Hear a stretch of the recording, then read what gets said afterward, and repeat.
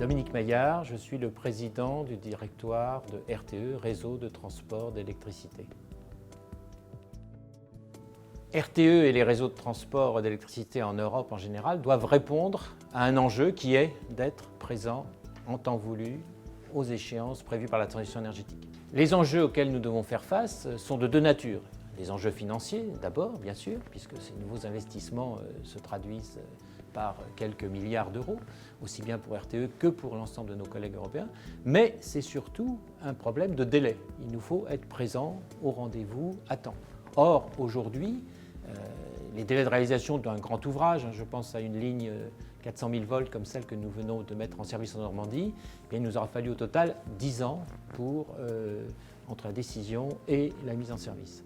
10 ans, c'est long, et en tout cas, c'est plus long que les délais de développement des moyens de production, que ce soit les énergies renouvelables.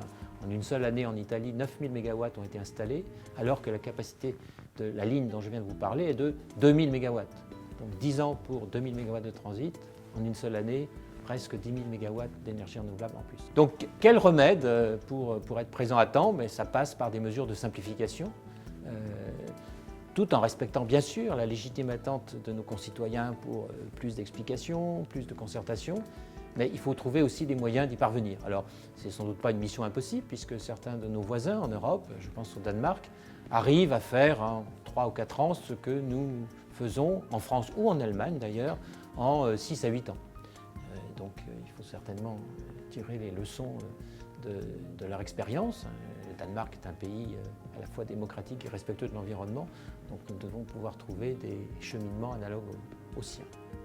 Alors RTE est non seulement un opérateur responsable d'un réseau physique, les 100 000 km de lignes à haute et très haute tension, mais c'est aussi le responsable du bon fonctionnement de ce marché. Nous sommes responsables de l'équilibre entre l'offre et la demande, nous sommes responsables de la gestion des interconnexions, et avec nos collègues européens, nous sommes associés à la définition d'un certain nombre de règles. La directive européenne, d'ailleurs, prévoit que les opérateurs de réseau, dans le cadre d'une association qui s'appelle ENSO, le réseau des réseaux, doivent faire des propositions sur les codes techniques, les codes de réseau, de telle sorte qu'un investisseur qui installe une éolienne au bord de la Méditerranée soit soumis à le même ensemble de règles que s'il s'installe au bord de la Baltique.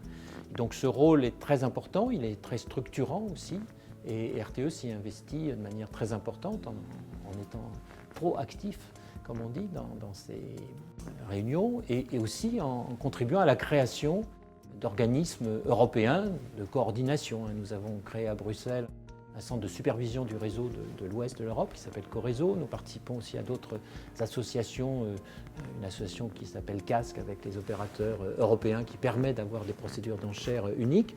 Donc je crois que sans pousser de cocorico, on peut être légitimement fier de ce qui est fait aujourd'hui en matière de construction de l'Europe de l'électricité. Nous ne sommes pas en retard, il y a encore du chemin à accomplir, mais nous pouvons regarder dans le rétroviseur en étant fiers du chemin accompli.